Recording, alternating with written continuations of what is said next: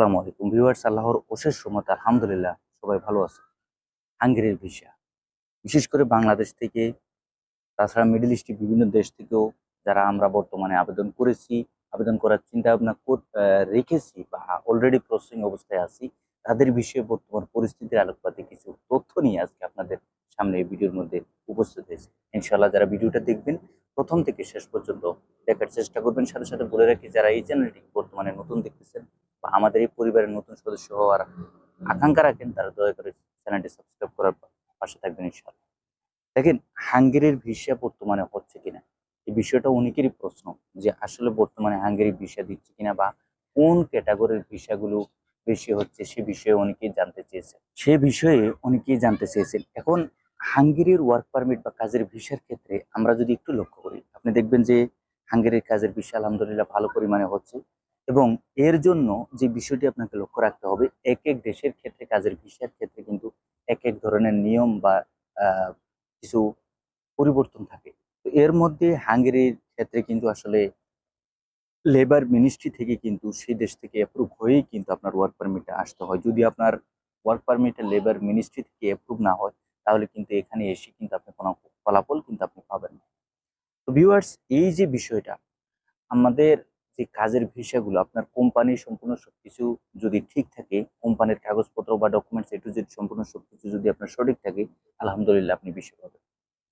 বাংলাদেশ থেকে আলহামদুলিল্লাহ আপনাকে অন্য কোথাও যেতে হচ্ছে না। সেই অনুসারে আমরা বলবো বা আমি বলবো যে এই ভিডিওর মধ্যে যারা বাংলাদেশ থেকে বর্তমানে হাঙ্গেরির উদ্দেশ্যে জমা দিতে চাচ্ছেন, হাঙ্গেরির যেহেতু বাংলাদেশে এম্বাসি আছে এবং ভিসাটা কিন্তু ইস্যু হয় ইন্ডিয়া থেকে, কিন্তু আমাদের বাংলাদেশে বসেই কিন্তু আমরা আমাদের ফাইলটা সাবমিশন করতে পারতেছি এবং সাথে সাথে ভিসাও কিন্তু নিতে পারতেছি।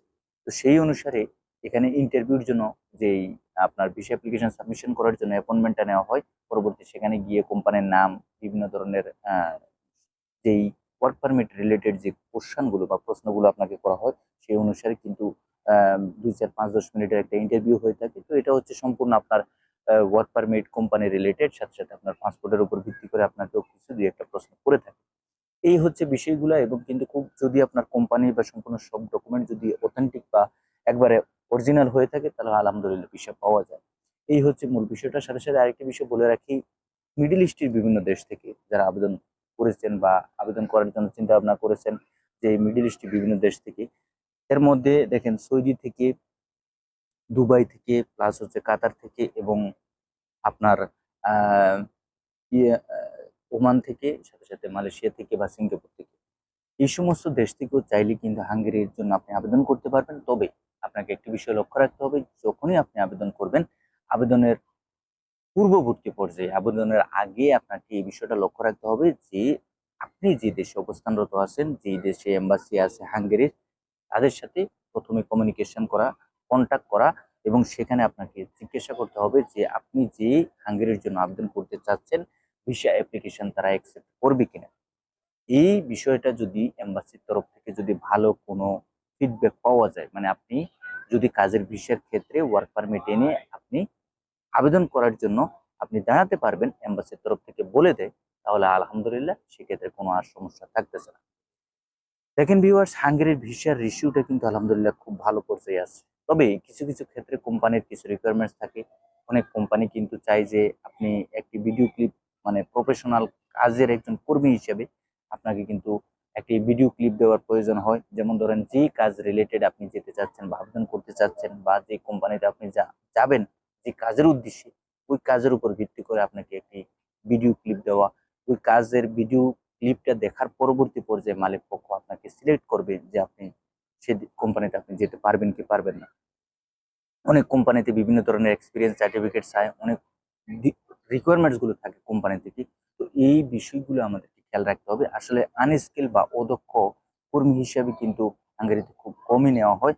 আর আমাদের সিঙ্গাপুর থেকেও যে সমস্ত প্রবাসীরা আছেন, প্লাস অন্যান্য দেশ থেকেও, আপনারা যে কাজের উপর আছেন, বিশেষ করে ওয়েল্ডিং বা কনস্ট্রাকশন রিলেটেড যে কাজগুলো আছে, সেগুলোর উপর ভিত্তি করে আপনারা যদি চান, বিশেষ করে সিঙ্গাপুর থেকেও কিন্তু আপনি খুব সহজে বর্তমানে ইউরোপের দেশের জন্য আবেদন করে কিন্তু আপনি যেতে পারবেন।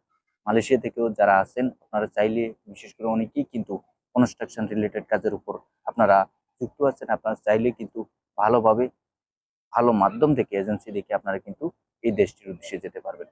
তো যাই হোক, যারাই আবেদন করবেন, যদি আপনার সম্পূর্ণ সবকিছু ঠিক থাকে, ডকুমেন্টস ঠিক থাকে, পারমিট ঠিক থাকে, কোম্পানি ঠিক থাকে, আপনার যেই দেশে আছেন সেই দেশের কাগজপত্র ঠিক থাকে, এবং বাংলাদেশ থেকেও যারা যেতে চাচ্ছেন, আপনি যদি যে কাজের উদ্দেশ্যে যাচ্ছেন সেই কাজের উপর যৎসামান্য আপনার অভিজ্ঞতা থাকে, তাহলে কিন্তু এই দেশের ভিসা বর্তমানে 2024 সালে এই সময়ে এসে কিন্তু ভালো একটা রেশিও আছে।